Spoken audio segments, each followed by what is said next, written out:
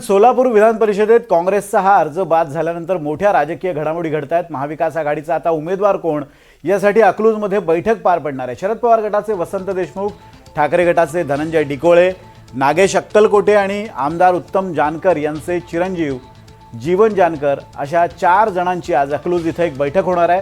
तर उमेदवारी अर्ज बाद झाल्यामुळे काँग्रेस आमच्या सोबत राहणार अशी माहिती शरद पवार गटाचे जिल्हाध्यक्ष वसंत देशमुख यांनी दिली आहे। अधिकृत आहे पक्षाकडून अर्ज, तो मंजूर झालेला आहे आणि आमचे सहकारी आहेत।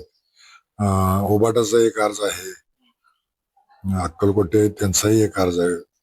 त्यांनी जरी पक्षावर भरला नसला तरी ते ओबाटाचे आहे। आणि जानकर साहेबांचे एक चिरंजीव आहेत जीवन जानकर, ते आमच्या पक्षाचे आहेत, राष्ट्रवादीचे।